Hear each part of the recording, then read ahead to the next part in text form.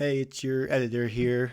Just wanted to give you a quick heads up that this episode has some technical difficulties. The audio on Brennan's side is a little quiet and echoey. I messed with some settings to make it hopefully somewhat bearable. But if you don't make it through the episode, I don't really blame you. And thanks for stopping by anyway. And hopefully we'll see you next week. And with that fantastic endorsement, we do hope you still enjoy the episode. So here it is. This guy's like a big deal. I was like, 800 gold is like a lot. Folks, welcome. Go Power Ranger. Sorry. Oh, damn it, Owen. Let's go, Devils! I thought once we got below 5 seconds, maybe we'd be alright, but clearly not. Bye, Mom. I own Tom. Yeah, by Owen's grandmother. You can't make fun of the Stoma people, Brendan. Why not? Sorry, Dean. I didn't mean to shit on you. Score! I just tuned in. View the first 2 minutes and then shut down your computer. Hey, I heard that. You guys are ridiculous. Sure. I mean, how have you not watched the new Happy Gilmore? Right. Well, I guess some people aren't big fans. Bree was. I'm just gonna jump in and say I haven't seen the first one, so. Yeah, that's. Oh, true. so you didn't get like any of the callbacks. Now you have to watch the first one, Brendan. With I know. I mean, there were still like a decent amount of just straight up clips that they yeah. really called back to. Yeah. They did a good job of that. I was debating if I liked that or not, like whether they tried to make it subtle or not, which they didn't. But like sometimes I like the subtle callback sometimes where it's like you have to have like watched the first movie 10 times to get it. But other times it's like, yeah, it's kind of nice if you haven't seen it. You're like, I don't remember exactly what it was like. It's like, oh, let me show you exactly what happened in Happy Gilmore 1.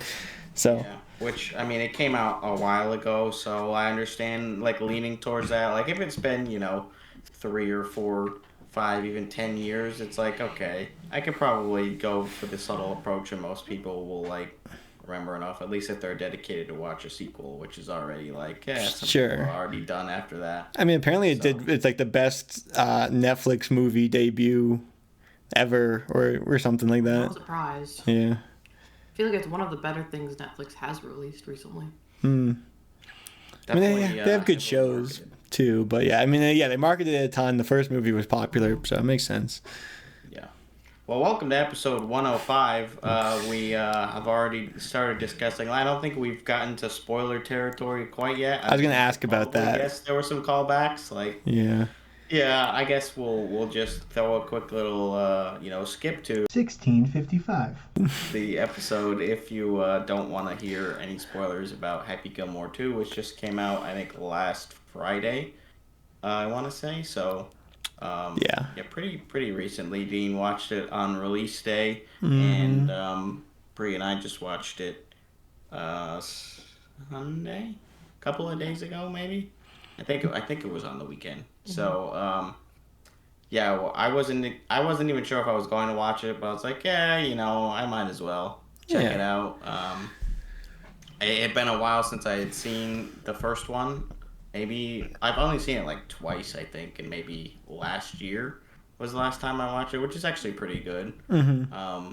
So I there were definitely some things I'm like, I was thankful for some of the callbacks where it's like, okay, I still do not know this character, like the freaking caddy there who's like a golfer. Oh yeah. Okay, yeah, I didn't remember. I think there were still some subtle callbacks too. Like they did mix in both, which was nice. Like I guess if we're in spoiler territory now, like the first 5 minutes when his wife dies and it just cuts to after the funeral or whatever. I think they had like that same line in the first movie, because I think like Happy's dad gets killed by like a hockey puck or whatever, and it's like the same thing like after the funeral.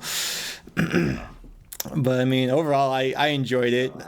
I thought it was a good movie. I thought it would be worse than it was, but also Happy Gilmore is like, I don't rewatch a lot of movies, but Happy Gilmore is one I've seen like many times. So yeah, like, I mean, I was probably gonna like this movie no matter what, and I like Adam Sandler, so like I'm biased for sure. But like I thought it was good. Like I don't know, I was pleasantly surprised. I had a good few chuckles in there, and like the plot at the end gets, I don't know, kind of strays in an odd way, but I mean overall enjoyable movie.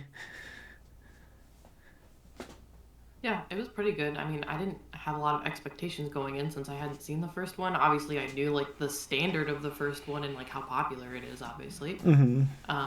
But yeah, I wasn't disappointed. I do think it was better than I was also expecting because I was I don't know. I guess just expecting it to be kind of really cheesy. It was still kind of cheesy, but in a good cheesy way. Yeah, they leaned into it.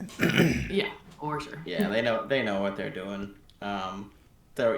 Just a ton of great gags with the constant hidden liquor vessels. Yeah. That was good. Yeah.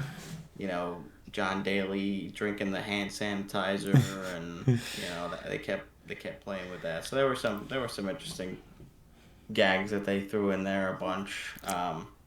And all the returning cast members, like his normal crew, and then his daughters being in the movie, and like all sorts of fun things like that.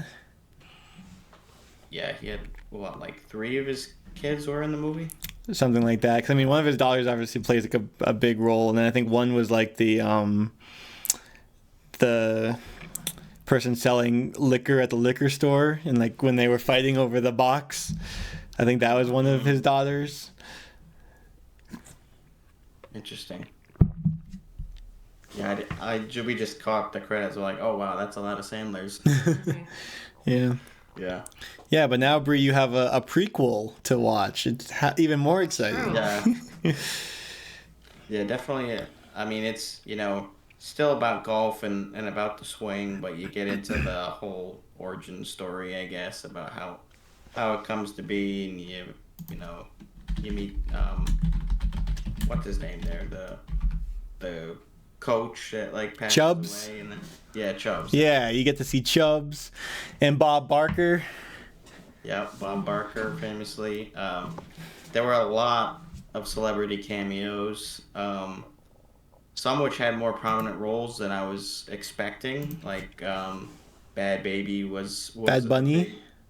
Bad Bunny, thank you, not Bad Baby. I thought you meant Bad Bunny, but I'm Yeah, not sure. thank you. I still don't really know him. He did really good. I liked He him. was like, wow, that he's featured a lot more than I was like, oh, it's just, Well, it's just him and Travis Kelce, and then Bad Bunny quits or whatever, and then he's like, oh, I'm just a caddy now, and then he's just in the rest of the movie.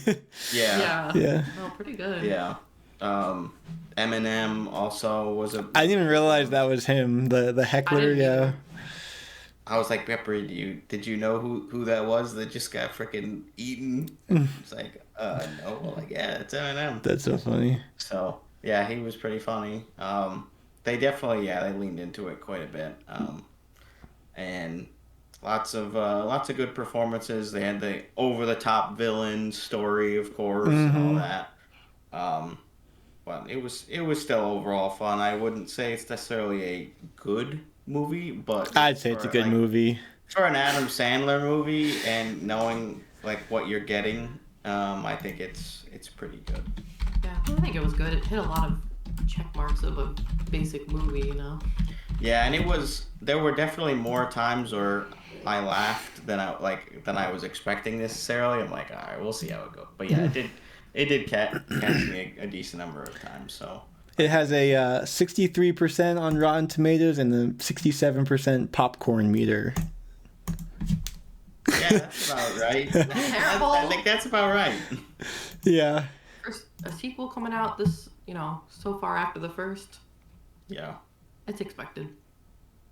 They definitely tried to shoehorn a bit more of the side characters in than I was expecting. I was like, oh, okay, we're getting another callback character from the first movie, which is kind of fun, but there were definitely some I'm like, wow, a little bit of a stretch. My dad said he liked the cemetery scene with the fight and all the different flashback callbacks, whatever you want to call it. Yeah, that was pretty good. So there you go. We'll leave it at that. I hope you guys enjoyed it. If you have checked it out, if not, sorry for spoiling everything. But we can tell you when you should have skipped. Come back in. I guess I'm gonna have to put in an audio edit for your blah blah blah part. Yeah, that's right. More than just a text edit for our audio only listeners. Yeah. So thanks in advance for the. Thanks, Dean. You're welcome. So we also wanted to chat a little bit about some jersey news. Sorry, Bree. Jerseys. Which are more just rumors than fully confirmed right now at this point. Rumors. But the first one here being that apparently Carolina will be using new away jerseys again this season. They just semi-recently switched to the diagonal wordmark Canes look. I think in like 2019, something like that. And so now they're proposing to do something like the Stadium Series jersey they wore in 2023, but a white version of that. So I'm interested to see what it looks like. Obviously, we don't have anything confirmed yet, but Dean, Bree, your thoughts on another switch for the away jersey? I mean, the pictured home jersey I like a lot, but I feel like with white it doesn't work as well. You don't think so? The double flag just being a white version? Well, the picture is... Oh, did they say double flag? Because the picture has the hurricane. Yeah, this is the Stadium Series one, so that's what... Yeah, that's... Okay, so it'll be like that, but with a double flag. No, I think it will just be a white version of this, basically. I don't think they're going to use the double flag. Okay, so like, if you scroll down to the Jack Kaniak from DC, that guy's photo, something like that is what you're thinking? Yeah. Because that's a lot of white. It is. That is a lot of white. I don't like. Again, this is I don't like just a mock-up. the white pants. Like, I feel like you need black or red pants. But 'cause that's what, again, like I'm picturing everything black as white, and I'm like, that's too much white. And then again, that picture comment, they were seeing the same thing, I guess. So I don't know. I'll have to see it, but picturing it in my head, I don't like it. You don't think it's probably an improvement over what they have right now, which is the word mark. I don't know how you feel about those. I'm fine with the word mark. Okay. I don't like the word. What's your website? Your jersey website? NHLuniforms.com. So that's their current set. Yeah, I like the away they have now. I like the well, I don't know what you call it. Like On the the checkered flag. yeah, pattern. mm-hmm. Yeah. It's like Kachina, but for hurricanes. Right. Yeah. Yeah, I'll be interested to see what they end up doing with it. I do know that the owner of the Canes, Todd Dundon, said recently that that they like to have a different look for their away versus their road, or versus their home, just because it gives the fans like another opportunity to buy a different look, like jersey. I like that. Different logo, different crest. It's like, okay, if you can only get one, it's like, oh, I kind of like how that one looks, so I'm actually more willing to buy it. Which, like, I can get to an extent, like, yeah, it's probably tougher for some teams, like, just they always have the same away look pretty much, and so there's not a ton of incentive for them to have it, and so maybe they don't stock it as well, and then fans who do want one have a hard time getting it. So, if they market all of their jerseys this way, where it's like they're all a unique item, I can see how that would at least be more lucrative for the team and probably better for the fans overall. Yeah, you said to put a little more effort in because it's not just copy paste, change the color. Yeah, right. So that's why they've had a lot of different looks over the years, a lot of different identity crises. Yeah, I would like to see a white version of the current home just for the heck of it, because I think it would still look good. But if that's the way that they're going, I don't know. But then it's like, okay, if they are going to switch to the Stadium Series look but inversed with like the white instead, is that really so dissimilar to their current third jersey, which is their own old home? Like, I don't know if the Hurricane is like slightly different or what. Mm-hmm. So yeah, we'll see how similar it is, or maybe they just won't go with alternate next year, which I feel like would be a mistake, because a lot of fans just like the classic red look, which they had for a while. I mean, and if you're trying to do two different designs to sell more, you're probably going to want an alternate to also sell more. Right, which they already have more jerseys than most teams do because they have the Whalers throwback that they get to use as well. Yeah. So, yeah, they're definitely trying to capitalize on that, especially as a small market team. It's like, hey, at least we got a shit ton of jerseys that we can pawn off. Right.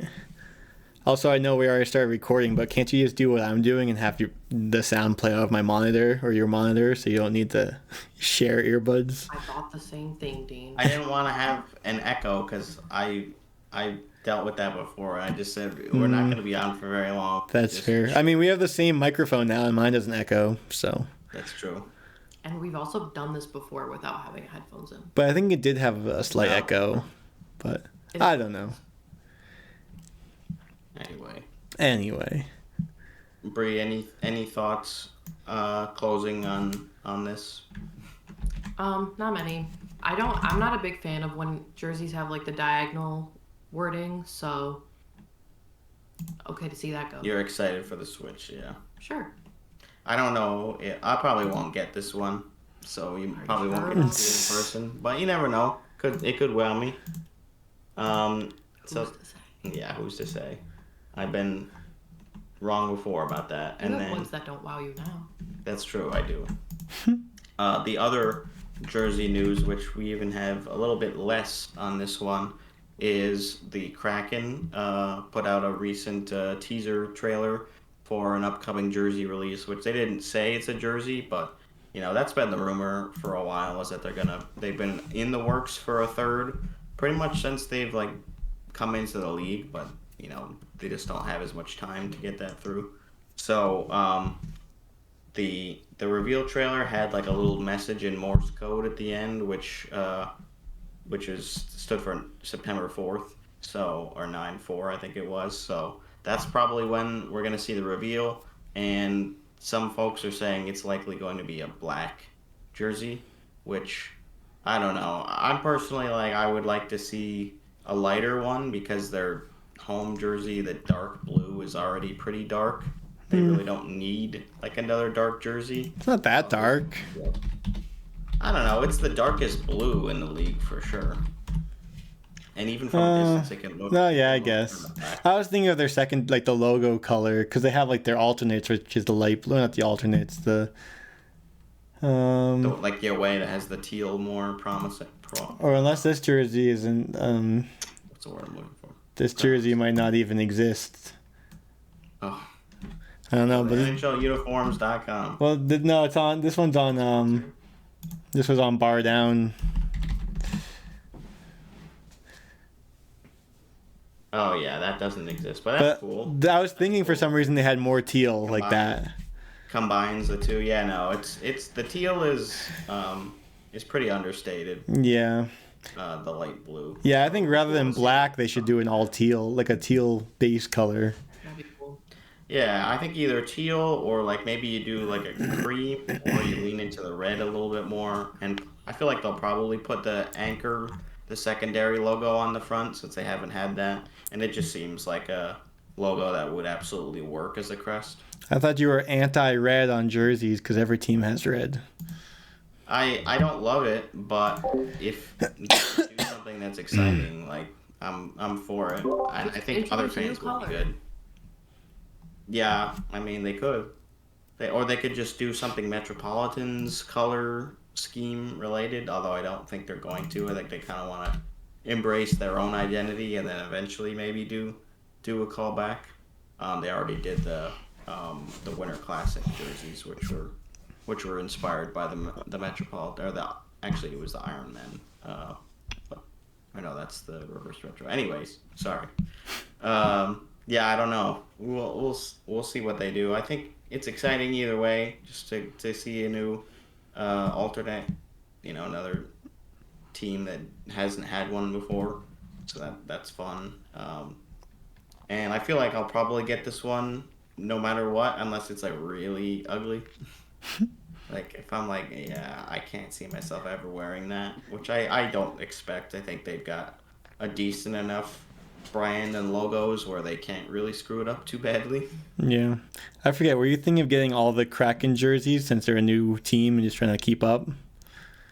I do have all of them right now, so I guess yes. For now. We'll see how long that lasts Uh-huh. for. Yeah. Yeah. And I have both of the Utah ones. I don't think I'm gonna get the new away because it's very, very similar to their current away. Which Well, do you count the Utah is like slightly different. the switch from like Reebok to Adidas or Adidas to Fanatics as like a new jersey? If the design is basically the same, like I'm not getting rid of it. So I'm not Getting a new one. getting. So I don't have like a Seattle Fanatics jersey. Yeah. You know, the new Fanatics. Like you don't have every away jersey with the Adidas little like dots in the shoulders or whatever. No, I mean I don't even have every away. I just have like Oh right, one of each team. Yeah. Yeah, so I have at least one jersey of each team, but I don't have. Well, because you have all the reverse I don't have retros. every away. Right. Yeah, I have all those. So I have at least two, except for I guess Seattle wouldn't work there, but I have more than two. Mm-hmm. And I have two too. So. Yeah, I think that's it for the jersey news, and then, we're not quite in jersey territory yet for the Stadium Series and the But Winter Classic. logo. We do have the logo. Let's see. So let's pop that open. Did you watch the video too, where it had the it like pointed to the different things, like in the lightning for the lightning and the whatever else? I didn't, no. Um, I definitely see the lightning. That's pretty pronounced. Let me see if I can find the video. It's pretty cool. Yeah, I thought it was cool. It definitely embraces what they're going for with a outdoor hockey game in Florida. So, yeah, I'd say it's pretty good. And I feel like the Florida New York Winter Classic one will also be very good. Yeah, I don't remember where I can't find the video. I saw it on Reddit this morning, but it's just a classic like deep dive into the little details of everything. But Yeah. Yeah. That's what I was looking at. I think I scrolled by it, but I didn't click on it. oh, they do have the link here. I wonder if the video's in the link. Nope. Oh yeah, It's probably. Oh, okay then. But yeah, Gave I the mean, NHL a little too much credit. I don't have too much How do do that? or too many thoughts on it other than it looks cool. Yeah, I mean, that's really all we can do for these logo reveals, and we don't even necessarily go over all of them because, sometimes we're in the heat of the regular season, so we got more important things to just. I think for now, yeah, I'm fine with saying it looks pretty good, and I'm not like ew, which is a good good feeling. Yeah. Yeah. And I mean, I like the Florida one with the pink or like the Miami whatever that we Miami Vice colors. Yeah, that we saw recently. Yeah. Yeah, that one was good. Oh yeah, because we already got that one. The Winter Classic. Yeah, that's right. So, yeah, we have both of those now. I don't know if they're going to be doing a Heritage Classic this year either. I feel like probably not, because they would have announced it by now, and with everything else going on in the season, they're also doing the Global Series again this year in Sweden, so they're probably pumping the brakes on the Heritage Classic, and maybe we'll see it come back the following season. Lots of outdoor events. Craziness. And I guess probably the last thing that Bree would really have an opinion on before we let her go eat dinner is the new NHL 26 cover. What do they do with this? It's just the cover art for the new game. They put they feature a player on the cover of all of the new EA NHL games. So Why does it they just announced it. look fake? Yes. Okay. I like how you were just waiting for her to say that. Yeah. I mean, like, I didn't expect her to necessarily come right out and say that, but that's exactly how I felt when I saw it. That's how Dean felt when he saw it. I think Owen was also sort of in agreement that something's just off It looks about like it. they asked AI to create it. Yeah, I think it's definitely been touched up. I don't know if it's AI generated. I think probably not. But I think there's definitely some tweaks the coloring in the Florida like yellow looks a little bit off. Like it more angled in a way to like show the logo off. Yeah, because it like the jersey itself is curving in the photo, but the thing is not. It doesn't look right. Quite right. Has anyone found the original photo yet? I bet you someone has. Yeah, I'm not sure. Or at least the photo that they used. I don't know. Like a reference. Yeah, a reference and like there's got to be a comparison. Just a thought. But yeah, it doesn't look right. And it looks like his elbows are like behind him, if that makes sense. To me at least. The two comments that most people said were the logo and the arms. Yeah, the arms look so weird. Yeah. I'd have to agree. I was trying to see if like I could match it to the reflection in the cup, because like if something's way off, it might not match. Yeah. Like, cause they wouldn't have thought to edit the reflection, but I was like, I guess it looks like there's not enough detail there to really do too much detective work. Yeah. So yeah, I don't think it's great. I think some folks were like, oh, they should have put the Goudreaus on there, which. I mean, I don't know. You can say that after the fact, especially if you don't like Kachuk. Like, I don't know if they necessarily needed to do something like that. You know, he's been honored. You know, they've been honored quite a bit. But it would have been cool. I just think what they ended up doing was not the greatest. I'm like indifferent, I guess, about Matthew being on the cover, just in general.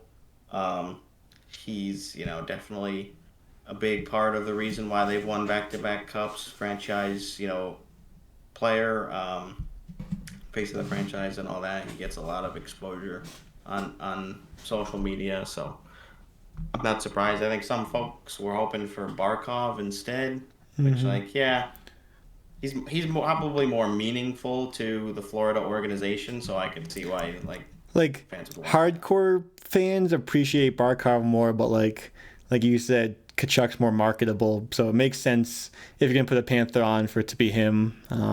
Yeah. But yeah, so my reaction was, yeah, gross, but makes sense. Right.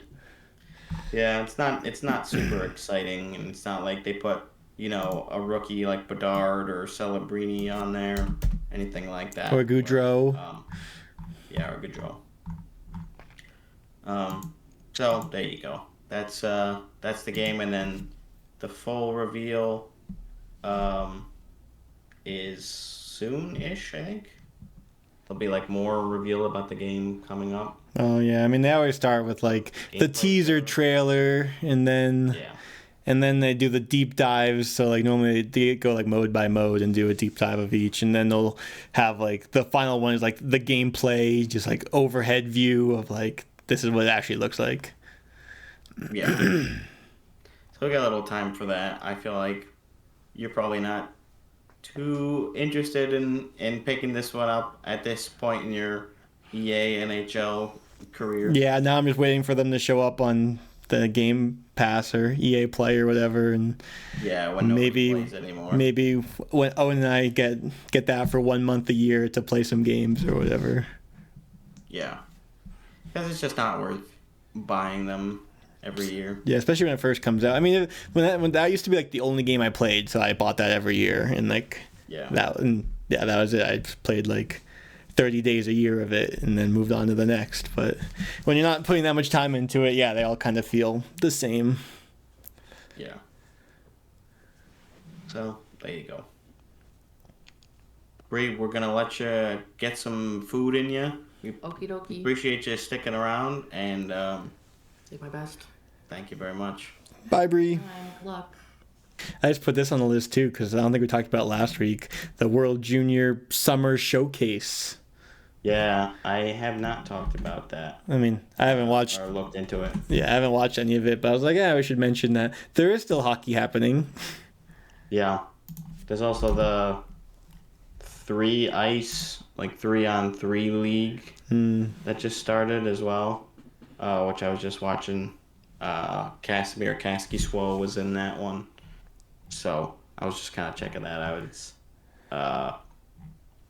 16 minutes, 2 8-minute periods with run-on timers. So goals, after a goal, the goalie just throws it out and keeps going. And there's no power plays. There's just full-on like jailbreak, basically, for a shootout attempt, more or less, but with 4 guys. And that's pretty much it. Other than that, it's full 3-on-3. Which is kind of interesting, but I don't really know how much is going on with it. Like, if it's already done or why. Well, I think it's done. This article has the standout performers, and James Hagens is number 1. Oh, there we go. I didn't see his name. Oh, that's cool. And then they list like the 2026 draft prospect evaluations. So like Gavin McKenna appeared in 2 games before being sent home. Wait, is this for the World Junior Summer Showcase or for the 3 ice thing? This is for the World Junior Summer Showcase. Okay, I was like, I don't remember seeing Hagen's name for the 3-on-3 thing, so I just wanted to make Yeah. Okay, yeah. But apparently Gavin McKenna wasn't much of a factor. But yeah, I mean, I didn't look too much into this either, because there was also the like World Championship where like Connor Bedard got invited and a couple other young guys. Yeah, which is cool. It's just like, it's never on my radar, even as dialed into hockey stuff as I am. Like, I just don't think about it. Yeah. Even sometimes the World Juniors, I'm not always as keen on right away. Like, I don't dial into them at the very first, like the group stages. I'm not always tuned in on to everything. I just like watching those over Christmas.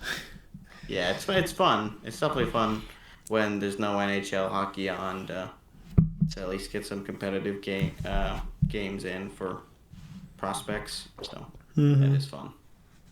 But a little different here, where it's like, there's really nothing going on. Yeah. I also put this because the new Puck Soup episode came out today, and they were talking about how there was no news. And I guess the Sabres were like, we're going to hold a press conference. And then they held the press conference, and like, we're announcing that the name of our arena will not change. Yeah. It's like, wow, it's a slow week. So yeah, I guess they have like a 10-year extension of the naming rights for KeyBank. So I just thought that was kind of funny how they... And then, saw that. like, there's nothing else to cover, so there are all these articles coming out about, like, oh, they're staying with KeyBank. Wow. Like, and then on Puck Soup, they were also talking about how, like, there's the rumor headlines, and the top rumor is talking about how McDavid and Kaprizov, it's like, oh, they're both doing the waiting game. Like, they're in talks about signing, and it's like, well, because it's like now they can start signing. They have, like, basically a year. But yeah, it's just not So the time to most start talking news. about it. Yeah. Yeah. Yeah. The number one rumor right now is waiting game. Yeah, not super interesting. I really don't think there's much of a story there with either of those. No. I think there's a very big expectation that both of those players just re-sign long term with their clubs. Like that's what happens with these leagues and these players. Like, they absolutely appreciate the longevity. Minnesota desperately needs to keep Kirill Kaprizov because they are completely different when he's on the ice versus when he's not on the ice. There's no way you let him go. You don't trade him. Like, who are you getting back that you're happy with letting go Kaprizov? Like, McDavid. I can't see it. Oh, that's Well, okay. Some are saying that Kaprizov might get paid more than McDavid just because, like you said, like Minnesota needs him, and like McDavid is willing to compromise for Draisaitl. Well, Draisaitl's already paid. Yeah. But like Bouchard and people like that. Got paid. Yeah. Just so they have more money. So. Yeah, I do think McDavid will eventually re-sign. I mean, if there was a question mark by Seidel staying, it would be a little bit more of a possibility in my mind that he tests the waters. But I feel like there's no way he leaves his buddy in Edmonton while he's off in La La Land and Utah or I mean, Chicago or I don't know, wherever it is. The fact Draisaitl signed long term makes me think that McDavid already had a discussion and was like Draisaitl wanted to know that McDavid would sign before he signed. Yeah. Yeah, which was definitely a talking point at the time. Before Draisaitl signed his extension. Like, okay, gotta be talking to McDavid. Like, I know you're coming up the following season. Like, what are we doing here? Because, I don't wanna bet it all on sticking around here and then lose McDavid. I mean, Draisaitl's a great player on his own, but it absolutely changes the dynamic still to have McDavid gone. Yeah. So, I think again, this is all just moot, and it's not gonna amount to anything interesting other than, bam! Look at how much money Kaprizov made, and still McDavid is gonna make a buttload of money, but it's probably gonna come a clip less, even if he probably deserves way more money. I think he'll probably go closer to the Crosby route, not the 8.7. Right. I guess it would be 9.7 for McDavid. Sure. I don't think he would ever do anything like that. Well, maybe when he's like 37 or however old Crosby is, but Yeah, right. yeah. Well, speaking about contracts, Dom Lucian from The Athletic put out, well, I guess 2 articles. He did the NHL's 10 worst contracts and the NHL's 10 best contracts. And he has like this whole model. So he kind of went through and basically said, this is what the model says, and then this is why I agree or disagree with it. So I figured since we don't have a ton to talk about, we don't need to go through every one, but like go through some of it. And this is also something that came up on the 32 Thoughts podcast, because Elliot was talking about how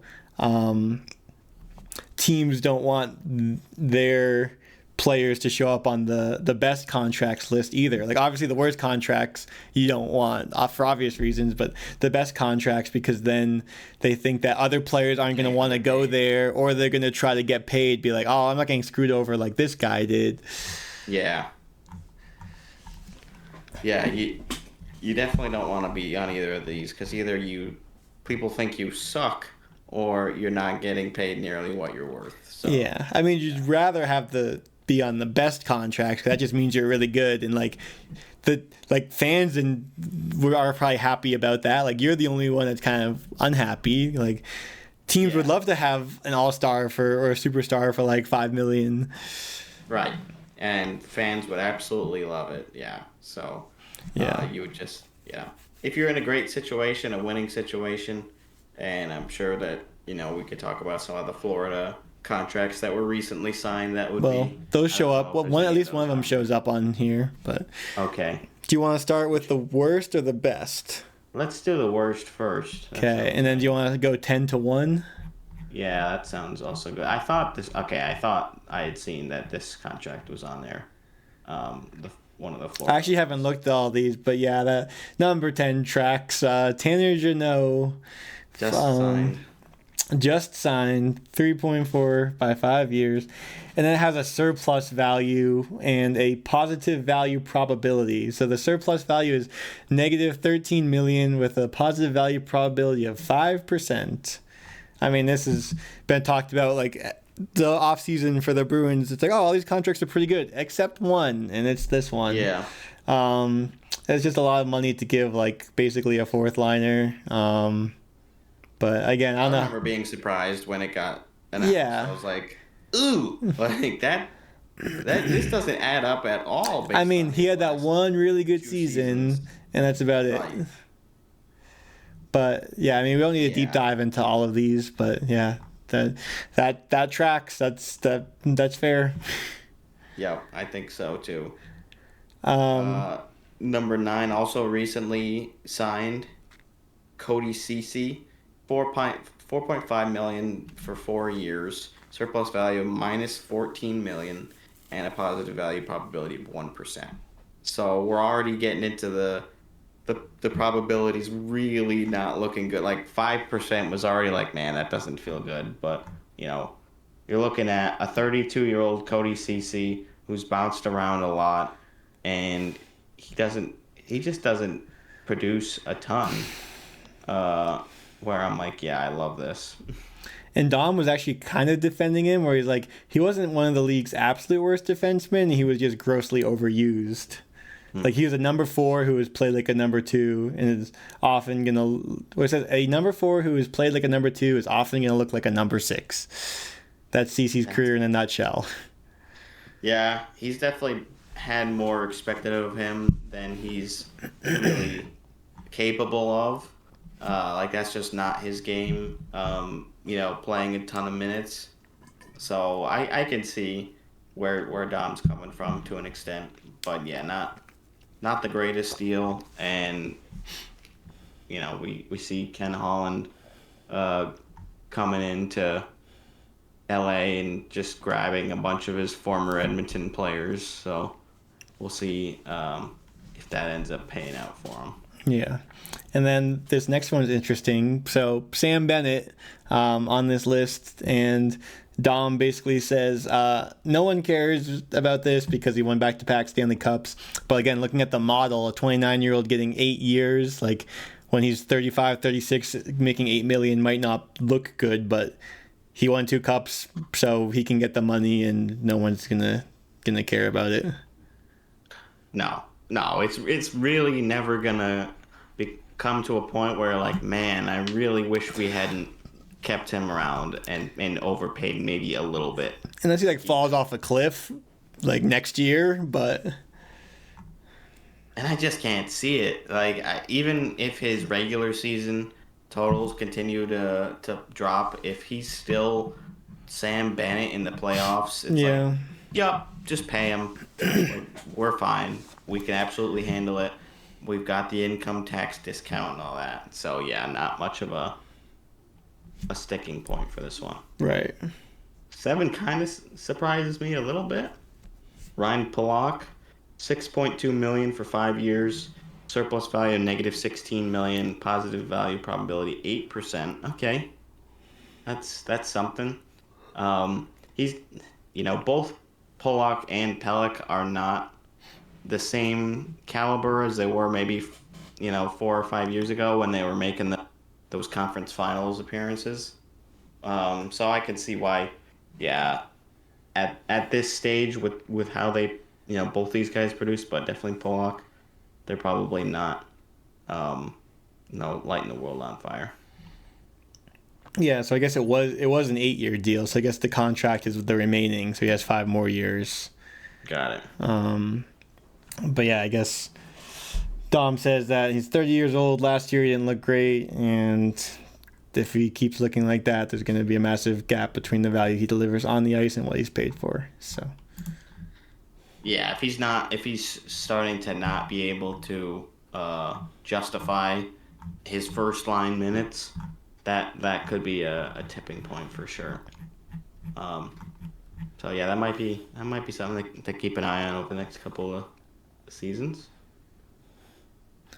Then we got Sean Couturier, $7.8 million for 5 more years, minus $17 million surplus value, 6% chance at the positive value. And again, a lot of these guys on the contract are like in their later years. So he's 33, 5 years left. So the model doesn't expect him to be a $7.8 million player when he's 37 or 38. I mean, he was really good. You are. Yeah. But, don't really have too much on that. He's just older, and it's just going to be harder and harder to justify it even at his skill level. I get it. And then we got Nick Hague, $5.5 million for 4 more years, minus $16 million surplus value, 4% chance at positive value. Should I just quote the article here? Has Nick Hague ever played in the top 4? No.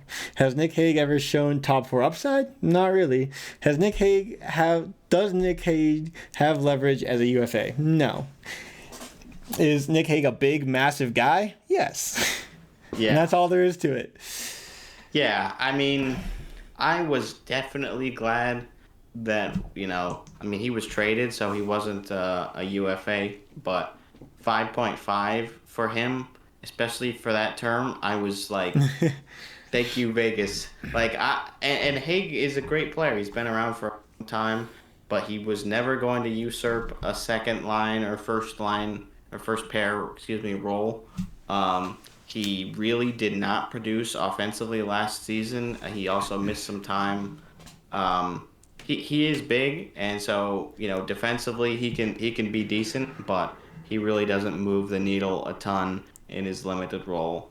And I don't think this is going to be a huge win for Nashville. Yeah. Yeah, and after their fantastic offseason that we loved so much last year, they have another defenseman on this list in Brady Shea. $7 million for 6 more years, minus $26 million surplus value, positive value probability of 5%. Yeah, a bit. Again, with this one, it's just going to be the term, and it's just very overpaid during free agency to land a bunch of these guys who are older. Did it with Marchessault, did it with Stamkos, and to an extent doing it with Haig. He's 27, so a little bit better there. But again, for a third pairing defenseman, like you can get those a lot easier. Even the big ones, like you're just constantly drafting 6 foot and up defensemen every year. I'm sure Nashville did it again this season, so not great. But for Shea, I just think it's the term. Like that's just gonna bite him eventually. Yeah, and Dom says when the Predators paid him last summer, his market value was $5.7 million. It's not too far off, but just 1 year later, he's not even worth half that because just such a struggling season for him.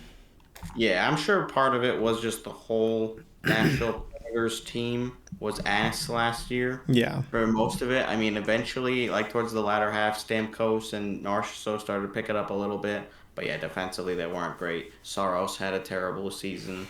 Like, there was a lot to be disappointed with. So I'm sure I'd imagine his numbers, Shea's, will get better this upcoming season, but not by a lot. And again, probably won't justify the deal. Yeah. I still forget Stamkos is on Nashville sometimes. It's weird, for sure. And yeah, it took a while to warm up to it. Yeah. We got another former Vegas player here, and I think we both knew that this one was going to be on this list because when we covered it during the previous free agency, we were both like, whoa. Mm-hmm. Okay. Actually, was it 2 seasons ago that he signed with Seattle? I can't remember. But yeah, Chandler Stevenson, $6.3 million for 6 years, surplus value of negative $29 million, and a positive value probability of 0.2%. Not looking good. He can be a good playmaker with other superstar players. He's got some speed for sure. I've always appreciated his speed, but he can't drive a line on very well. And yeah, at his age, like he's just not at a point where he's going to be able to develop his game a ton more. And Seattle doesn't have a ton of superstar wingers that he can play with. They just have a lot of middle six forwards, which is, I feel like, what we've been saying for the last couple of seasons now, and definitely was not helped with this offseason where it seemed like they got more of those type of guys. So yeah. Stevenson not going to be great. And then we have another new signing, Ivan Provorov, $8.5 million for 7 years, minus $33 million surplus value, 3% chance of positive value. Again, when we went over this, it's like, yeah, it seems like a lot, but also to keep people in Columbus, you have to pay them a lot. And I guess maybe Columbus was like, oh, we weren't too bad this last year. We should try to keep some of our talent. So, like, it kind of makes sense to want to overpay, but, like, this is not a $8.5 million player, and definitely not for that term. Yeah, I mean, you can't give up a long-term deal on an aging defenseman like this if you're worried about the money. Yeah, like just- pick one or the other. Yeah, don't give him all the money and then sign him long term. Like maybe you give him a 3x9 or a 4x9 or something like that. Maybe he wasn't gonna sign there at all unless it was long term. Which at that point, it's tough. I feel like it would be tough to lose him after you just acquired him. But I do think it would probably be better to avoid it. Yeah. Who knows though? I mean, he could turn up another level late in his career. I don't expect it, but I would hope for Columbus's sake that they would not end up being as catastrophic as number 2 on this list. Yeah, and I don't know Number one. if that came with like a no trade clause or anything, but the contract itself is basically one. Yeah. Even with the cap rising every year, it's not going to be super palatable for a team to take that on, even at a half retained, which 75% retained contracts are going to be going away after the new CBA, or Well, at least nearly impossible to execute. Yeah. So, I won't expect to see anything like that. And number 1, Dean, are you surprised by this player? I Not don't think at I'm all. necessarily surprised he's on the list. Maybe not number 1, but number 1. Number 1 feels Huberdeau. right. $10.5 million for 6 years, surplus value -$32 million, and a positive value probability of 1%. Yeah, this contract has been talked about a lot. Yeah, I mean, Dom mentions it here too, that he's like, at this point I feel bad for Jonathan Huberdeau because immediately after he was moved, his former team went on to 3 state Stanley Cup finals with back-to-back wins. And then the Flames were not very good. Yeah. Yeah, I remember when the trade first happened, it's like, oh, so like it was kind of split whether like Huberdeau or Tkachuk was the better player, and like Tkachuk was fine in Calgary, but like obviously has done great in Florida, but yeah, just not looking great for him. He's just, it's the same thing. Just getting older and older, and like he just won't be able to justify the money in a few years. But it's not his fault that somebody offered that contract to him. And good on him, I guess, to be able to make that money, to stay in Calgary, persist through maybe a partial retool here, and they got close to the playoffs last season.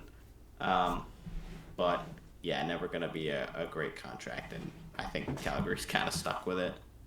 Even if he's really not a bad player, and there were definitely a lot of fans during the Tkachuk trade who were like, "Whoa, Calgary kind of made off pretty well considering, that they were almost about to lose Tkachuk for nothing."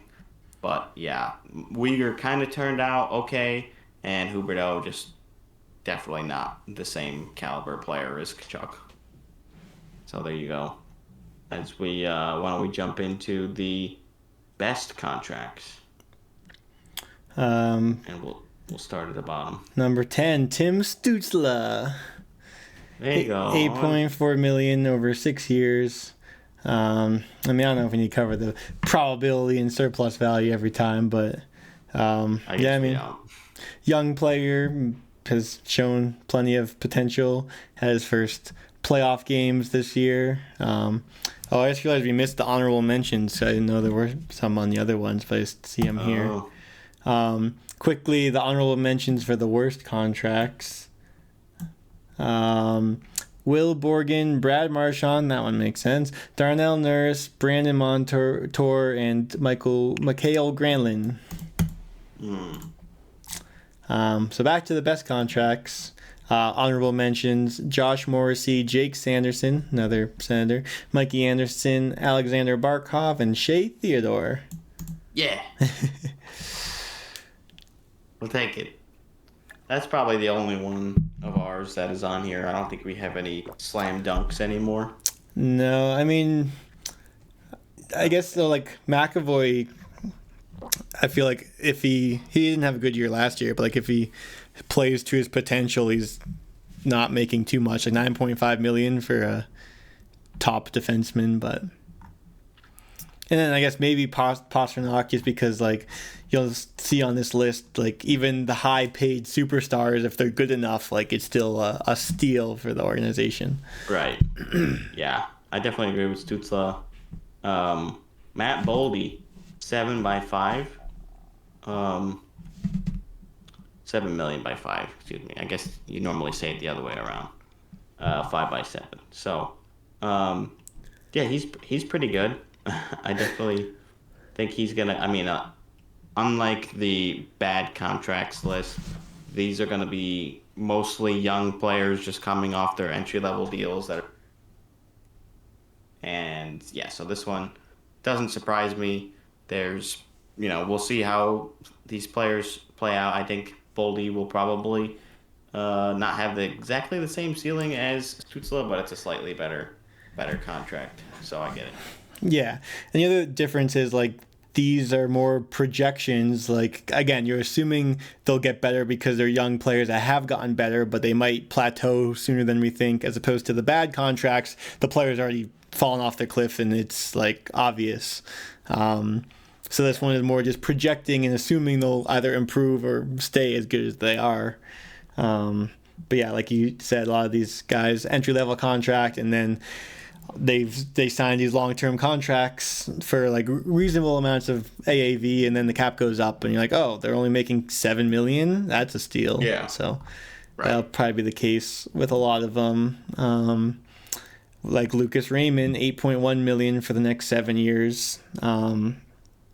He's one that's like, I mean, he's really good, but it's Detroit, and like who knows how much he can keep growing.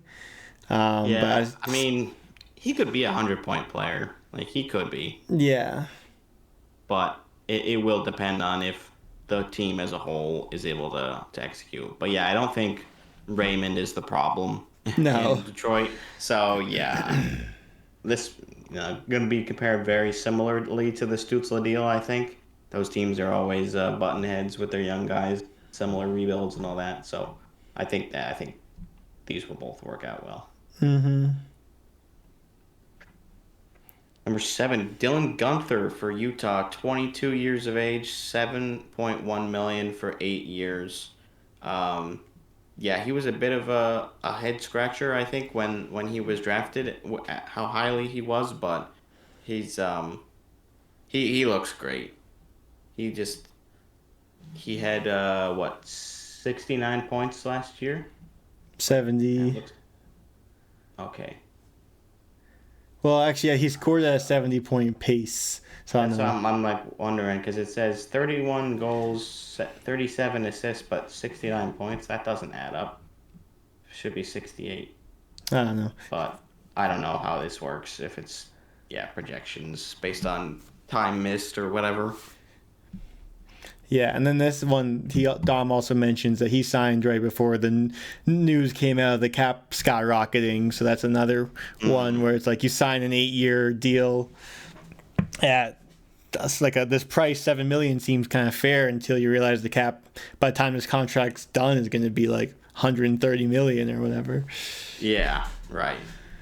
Like, wow, actually, it was a pretty strong bargain for the team. Yeah, and then this is what I was talking about earlier with superstars, where Leon Draisaitl is number 6, even though he's making 14 million over 8 years. He's just so good. That's the model's like he should be making league maximum. Really? Like it's a steal to be getting this talent for 14 million. Really? Wow. Yeah, I mean, he is one of the best players in the league, so I guess just having him and not paying max contract is already, I guess, a win. Dom says, well, it looked like a fair deal when it was signed. Now looks like a steal thanks to Draisaitl's personal leap in performance timed with the rising cap environment. Mm-hmm. Yeah. I guess I wouldn't necessarily have expected one of the big money contracts on here. And coming up next at number 5 is Nathan McKinnon. Well, I he think used to be number 1 like every year because his last Oh, yeah. contract was super cheap, and then he's like, I'm not doing that again. So he got paid like, I think that was the highest for a winger at the time, the 12.6. So he's getting that he's for still 6 on more the best years. Contracts. Yeah, he's still on this list. Yeah, Yeah. But similar. because he signed 100,000 more than McDavid. So yeah, he was the highest paid player at the time when he signed it. Yeah, I thought he was. Because he's like, I'm not doing that again. I'm never gonna be on this list again. And then like, guess what? Cap's going up. Yeah. Like little did he know. I think and then Matthews signed and he was a little bit higher than him. Yeah, I mean, it's very similar. Yeah, Marner just signed 12 by 8, and this is 12.6 by 6 for McKinnon, who is a better player than Marner. Like Marner's still very good, but he's not Nathan McKinnon. So Yeah. absolutely a great deal. Because yeah, McKinnon was making his last contract was $6.3 million over 7 years. Which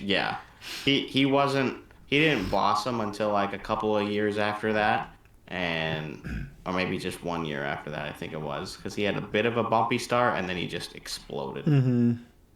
So yeah, Colorado definitely lucked out on that one. I mean, either way, his career earnings once he's done will be a little over $150 million. So I think he'll be okay. Yeah, he'll survive somehow. Number 4, another Florida player, Sam Reinhart. 7 years, $8.6 million. Yeah, I mean, that I didn't know it was that. I didn't know he was at 8.6. I thought he was a little bit. Maybe I just forgot about when he signed that, because didn't he just sign that deal? Yeah. Yeah, that's great for the team. Absolutely. I mean, again, he's 30 years old, so he'll be 37 at the end, but it's like, who cares? Especially how he performed in the playoffs. Like, that's true. Yeah, I think of it. Yeah, you're right. I am a little surprised it's higher up than some of the other ones just because of his age. I do agree with that. But yeah, no, it'll still be good, and it won't make much of a difference to Florida fans if it ages a little bit poorer than the list is projecting out. yeah, and he's being paid less than Nylander and Pettersson, and he's probably better than both of them. Because he's also good defensively and a great goal scorer. Yeah, he probably doesn't score quite as much as Nylander, but what he provides as an all-around game is definitely worth more. Yeah, he finished second in Selke voting behind Barkov. Which is crazy. That does not happen. But yeah, it just goes to show Florida and all that, how dominant they are. And then at number 3 we have Seth Jarvis, $7.4 million over 7 years. And isn't this also one of the contracts with the deferred money? It is a deferred salary money. So deferred salary contract. I'm all over the place today. I'm not surprised that a Hurricanes contract is towards the top of the list. Like Eric Tolsky has been wheeling and dealing this summer. He's like come out and said, we have a rare opportunity here where we have a lot of young and solid players that are locked up long term, where we're not worried about them getting priced out, and we still have enough money where we can add more. So definitely having Jarvis locked up for this deal at his age, and his game is just incredible. So another good defensive player, and also had a breakout season or breakthrough season, I guess, as Dom says, right after he signed the contract. So that seems to be the case with a lot of these, where the contract gets signed before the player has their breakout year or whatever, and then I mean, it's happened years and years throughout the league, like all these different players.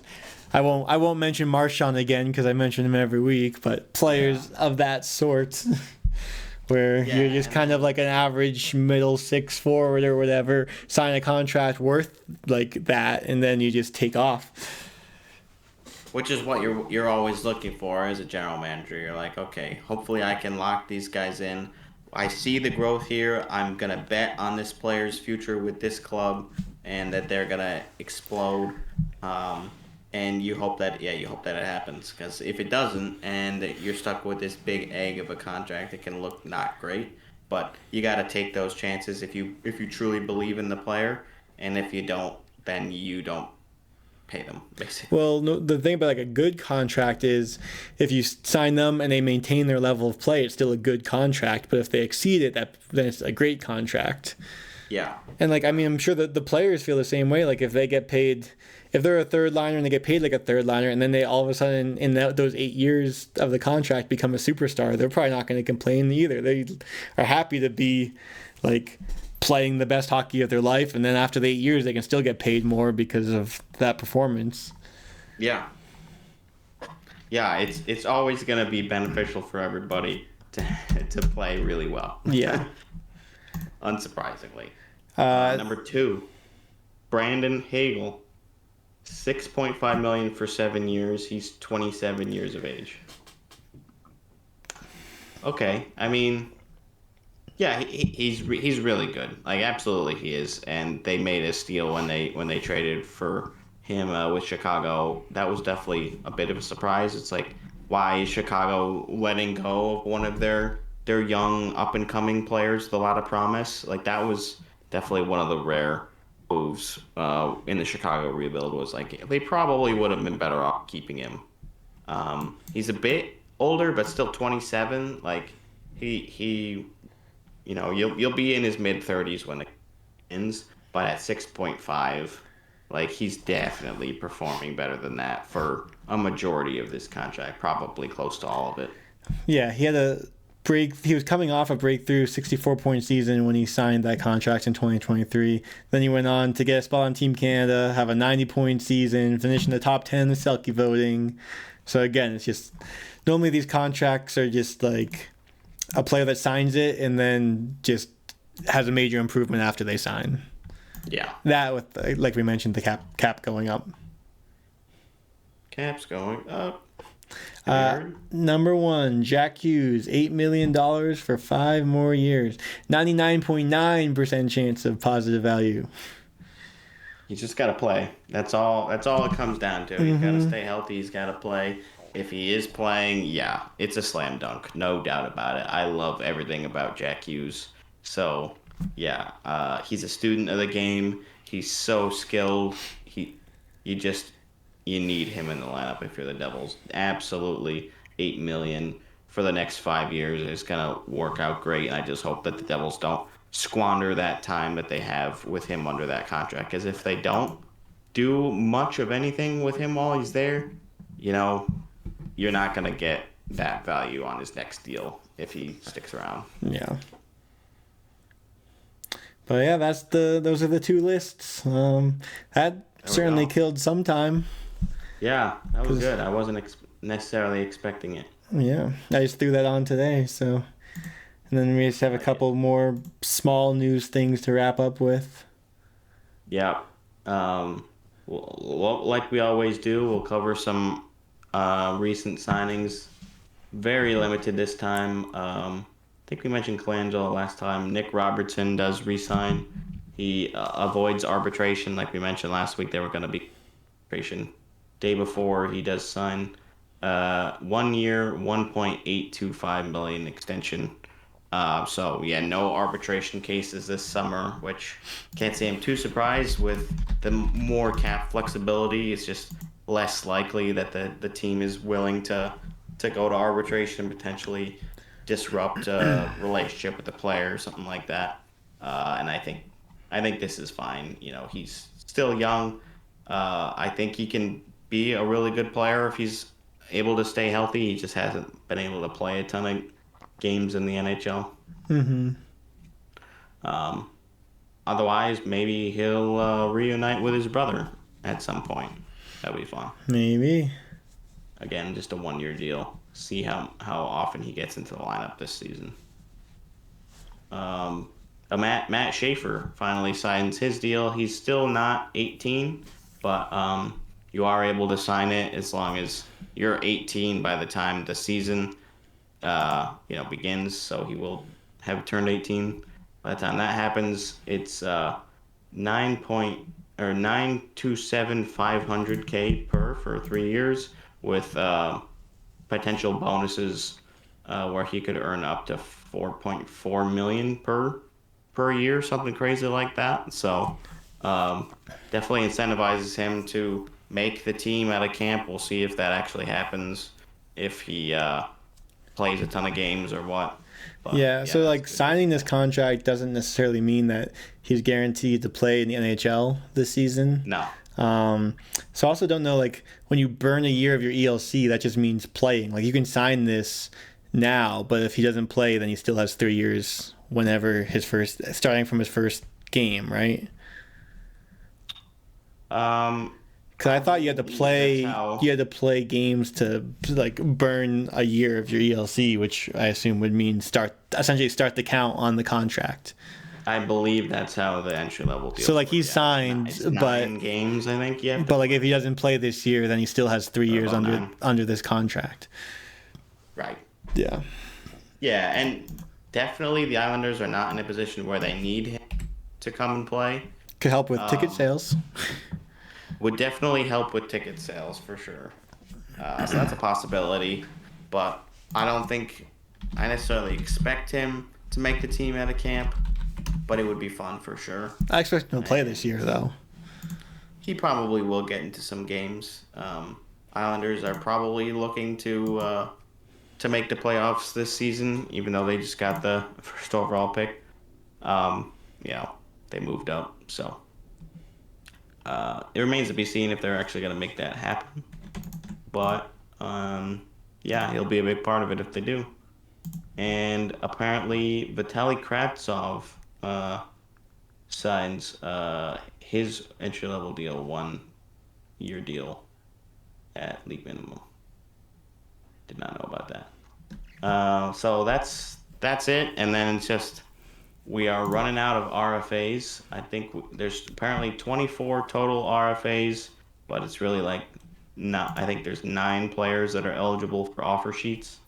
At this point, I'm not expecting an offer sheet. Like Marco Rossi, McTavish, and Zeri are the 3 big names that are available for a potential offer sheet. But I think all of those clubs have enough cap space where you're really not going to be gaining a whole lot as the team making the offer sheet by overpaying for them. Like I think that the club will just be able to match. I don't see an offer sheet potential here. Yeah.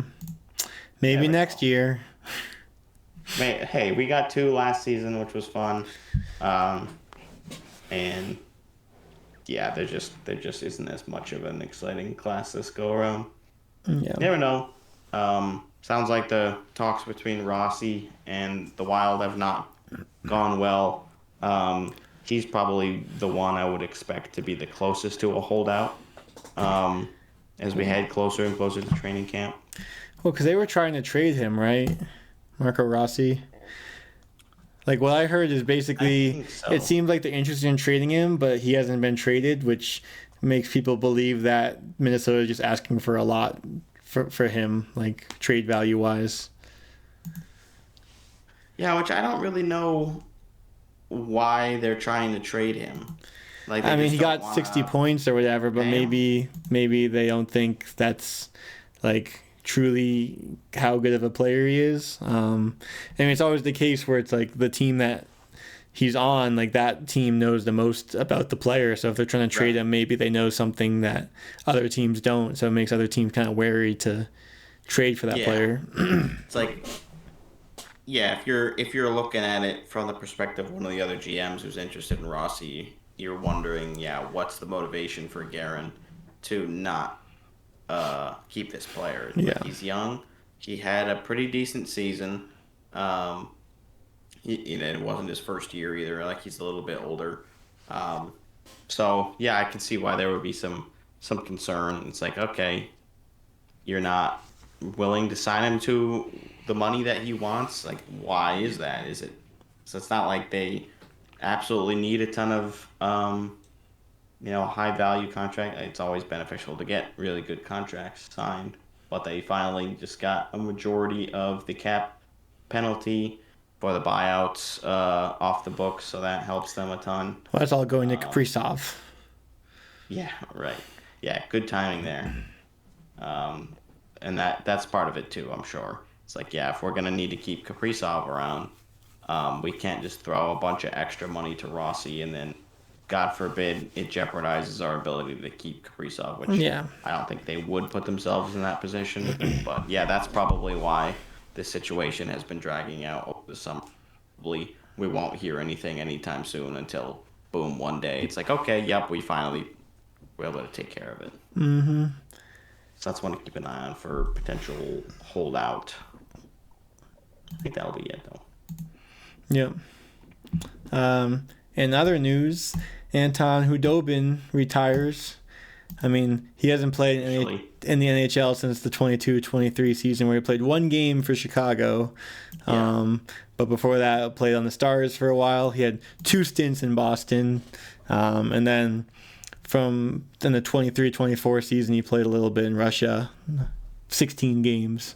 But yeah, I mean, he had a good career as a mostly backup goalie. Went on that big run. Fun personality. Oh yeah, he was really fun. I love Dobie. Yeah. I've already worn my Hudobin jersey. I have a Dallas blackout one, but I was like, I'm pretty sure I've already worn. That was one of the ones I think I show too. So sadly, yes, I'm not wearing that one today in honor of Hudobin. But oh well, maybe if you've already worn one, but you want to honor it for an episode, you can hang it where the podcast jersey is in front row. I was thinking about that. I was like, I could just kind of throw it in the background to do that, but I didn't end up obviously grabbing it. Oh well. Yeah. Big respect to Hudobin. I was definitely rooting for him. He had a fun storybook run in that 2020 finals. Unfortunately, he did have to beat Vegas in the Western or Conference Finals, whatever they were calling it that season, in order to get there. So that was too bad. But then I was like, yeah, I would be fun to see these guys get it done. But they weren't able to do it against the Lightning. So all the best to him in his official retirement. I think, we weren't expecting a comeback from him anytime soon. But there's players like that, like Phil Kessel is still technically not officially retired. So you never know. Again, probably it's just, all right, eventually I'll just, put in the paperwork and I'm done. But for right now, he's also not retired. So neither is Jaromir Jagr, but he's actually still playing. So yeah, he might be suiting up for his club again in the Czech league, but he's not officially under contract for next season. But I think he's the owner of his club, isn't he? Yeah, so he probably doesn't need to tell anyone anytime soon.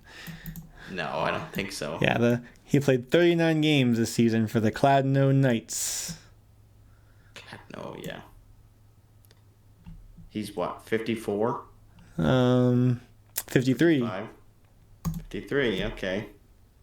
Yeah, he's still spry then. Yeah. Yeah, he's been playing for Kladno since 2017. Absolutely crazy. Leaves the NHL and then plays for another decade. Yeah, it's just not heard of. We're talking Gordie Howe levels of NHL commitment, or just hockey commitment. Which, This is what, 37th or 38th professional hockey season, something like that. Whoa, I didn't know. He's 18. On Hockey DB, you can click on the profile picture and it cycles through all of them. Man, there's some good hair photos from back in the day. Like the Penguins mullet, classic. Oh yeah, that's an iconic Jagr look for sure. Yep.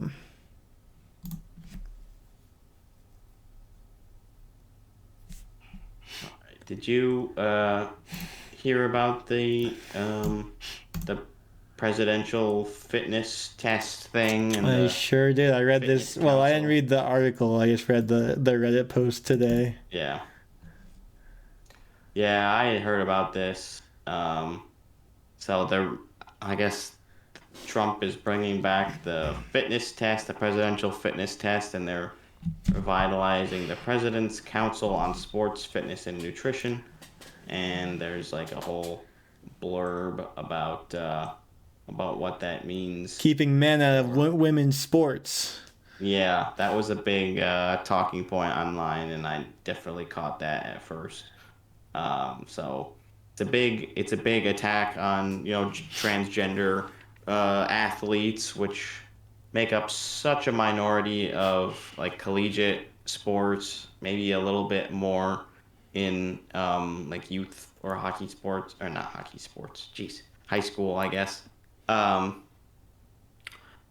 it's definitely concerning. It also calls out that Wayne Gretzky, Matthew Tkachuk, and Gary Bettman are allegedly a part of it, of the Fitness Council, which seeing Bettman on there definitely was a little bit of a surprise because it didn't seem like something he would normally be involved with. Yeah, I mean, Kachuk knowing and that was Gretzky, for I'm me. like, that makes sense. Yeah, like, and we both are very aware of the media lean or the right-wing lean of the hockey world, so it's not like crazy, but it's just too bad because it doesn't seem like something that the NHL should be doing, and they're kind of regressing and like taking a step back from some of their hockey is for everyone initiatives by joining something like this, Yeah. which is just too bad. And there's some other unsavory characters that have been officially announced as part of it. I saw Saquon was on there, but then he later came out and said that he declined it. So I don't know. Maybe there's a little bit more to it than meets the eye.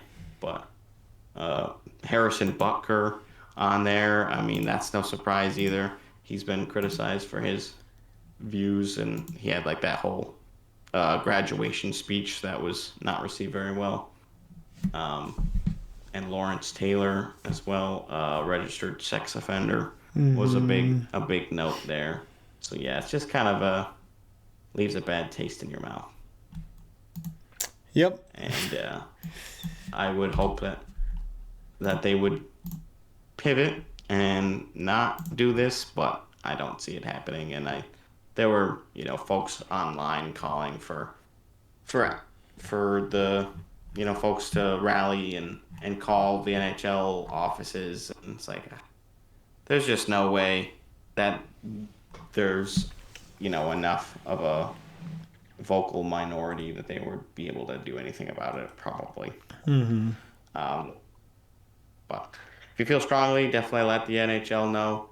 I don't agree with this either, but I think there's limited sway that we have as fans.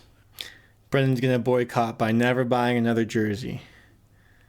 Yeah, I just can't commit to that, unfortunately. I was like, I just can't call up the league and say I will not be watching your product next year. I won't be purchasing any more merchandise. I won't be going to any games. It's like, of course I will. Like, I absolutely will. Yeah. Which, maybe that's a personal problem. But I just like to enjoy the best. Should be the best league in the world, best players in the world at least. Mm-hmm. I'll give it that. Yep. So I can't help myself. So that's that. And I don't know if you had heard about this. We don't need to dig too deeply into it, but I saw a short video on this, so I did. I was also informed, but I didn't read this article. But I know the gist of it. Yeah. So there was a recent article in USA Today about the Dallas Stars and how they have monopolized the youth hockey in the Dallas Fort Worth area and a couple other spots in Texas. And yeah, it seems kind of predatory. They've, since they moved to Dallas in '93, they've slowly been uh, either purchasing or building new arenas, or yeah, purchasing old ones that were going out of business, or renting existing buildings, new ice rinks and all that to get more players into hockey at the youth level, which on the surface looks really good, but they are now requiring these extra costs for hotels, I think it was, even if the players don't necessarily need to stay in the hotel because there's relationships that they have with some of the hotels and with the booking companies, I guess. Um, Increased fees for less ice time with that previous rinks like honored like a certain number of hours of free ice time that the players, or not the players, the parents now have to pay. Um, there was a couple of coaches that a local, that a small community wanted to get rid of, and Dallas basically came in and said that they are keeping them, and that they directly, like the players directly paid the stars rather than like through the community. And yeah, there was just a whole bunch of stuff about it. Yeah. So basically, they have a monopoly of all the ice rinks, and they can charge whatever they want. Yeah, I mean, I think it was, they have like seven. They own 7 out of the 10 rinks within 50 miles of Dallas. Was it something like that? I don't have. I was just about to click the article, and then you deleted it from the. Sorry. Just Control Z. Here you go. Thank you. I'm trying to remember what else. It's a long article. Yeah, I did read through most of the article, and I did watch. The hockey guy did a video about it as well, so I was checking it out there. Yeah, I thought they have a cool little animation where it shows the team, developing new rinks, old ones going out of business, or closing, or no longer being rented by a private company and now being taken over by the Stars. So, yeah, it's just difficult to see because there's a lot of hockey families that are like, yeah, we already were struggling to afford for our young kids to play hockey. It's an expensive sport on its own, not just including being in Dallas or being in Texas, where it's already not nearly as popular as it is in Canada. So there's less opportunities, and then there's really nowhere else for you to go, but other than the Dallas Stars' own facilities, because if you play in one of the other rinks that Dallas doesn't own, then you will not be allowed to play in the league that the Stars run. So it just squanders some of the opportunities that your kid would have there. Just increased costs for one-on-one training, for just regular registration fees for these leagues, which, yeah, there's increased costs everywhere. So, that's part of what the Stars were saying, but I don't think it's completely justified. And, they're a $1 billion, $2 billion franchise. So I think squeezing the local youth hockey communities is not a great look. Yeah. I don't really have anything else to add. Sucks. Yeah. Don't do that. Yeah, I'm just trying to quickly scroll through, see if I had any other key items. I mean, there's a lot of interesting stuff in this article about what's going on, but yeah, the city. So another thing is these a lot of these rinks that the Stars built were publicly funded, and then the Stars would eventually pay back the money, in rent payments over 20 to 30 year leases. So there's these long-term leases that the city is kind of stuck with the club. So you can't really, you're not going to be able to gain those assets back, or just like you can't just terminate it because who else is going to come in there? There's limited number of other groups that will be able to maintain ice. And then, the Stars end up profiting from these rinks despite not paying the initial costs to get the arenas built. And so that's, the taxpayers are paying for that. They're a privately owned business, benefiting from the rinks more than the community is, which, to me, is not how things should operate. But right. maybe that's more of a political... It's capitalism, baby. Yeah. I mean, that's just the nature of it. It's a for-profit private company, and they have something similar to a monopoly. It's like, more like antitrust, I guess, than a strict monopoly. But they did mention some of the legal implications, and that, there's some grounds to consider this violating certain antitrust laws. So we'll see if more hubbub comes out of this, and if they end up backtracking a little bit. I don't expect it because they don't have a ton of pressure to really change anything. I mean, at least what this are you is gonna do? some pressure, like this article coming out, like making more people aware of the issue and all that. Like, hopefully that helps pressure them a little bit. Which they have been silencing local critics.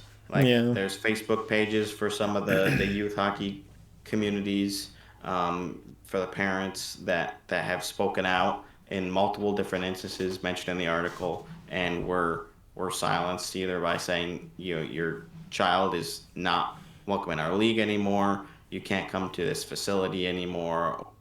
We'd ask that over the next 6 months, I think it was, you tamp down what you're saying about the Dallas Stars organization.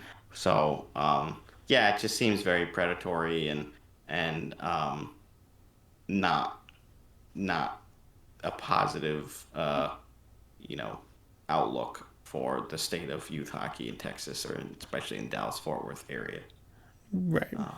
So I thought it would be interesting to shed a little bit of a light on that, some of the darker underbelly of youth sports, which is already, there's a lot discussed about youth sports, because, especially in America, because it's a huge market and everyone wants the best for their kid. Who wouldn't? So you're gonna have to pay a lot, and it costs a lot for anybody to make the NHL at all. So definitely with hockey, it's magnified, like 4 or 5 times compared to other youth sports, I'm sure. Yeah. With all the equipment and ice, and you need skating coaches. Like, if you don't have a good skating coach, or anyone at all, there's so many different aspects of skating you have to work on. Goalie stuff is a whole other thing. There's so much more involved with being a goalie. It's just, it's very difficult. So I understand why parents are just like, nope, my kid's not playing hockey. Like, I just can't do it. My cousin was like, no. We were like, no, there's definitely no way. I don't think their kids were interested, but if they were, it wouldn't go very far, I don't think. Right. Which is unfortunate. Well, we're doing our part with the media pressure by bringing this to all of our viewers.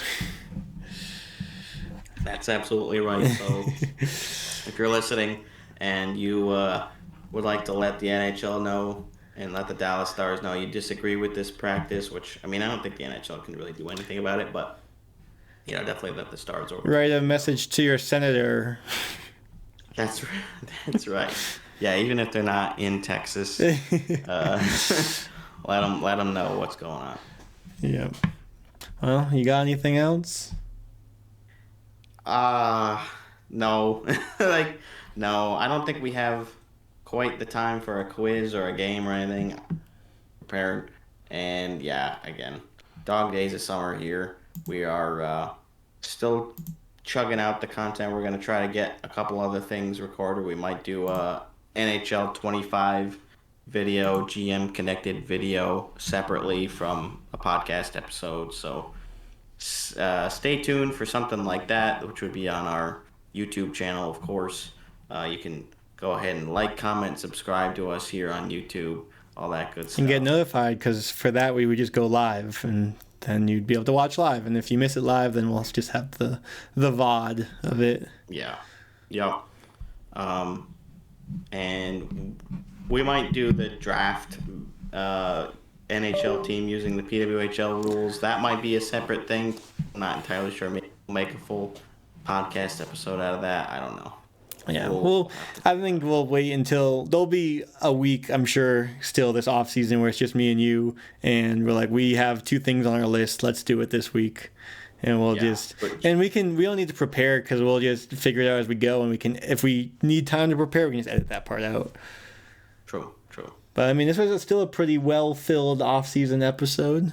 So we did the best we could. I hope you guys enjoyed it. If you did, again, leave a like. Please subscribe to us here on YouTube. Follow us on Spotify as well. We got Apple Music and the email and the phone line, all that good stuff. So thanks so much, and we will see you guys real soon. see ya.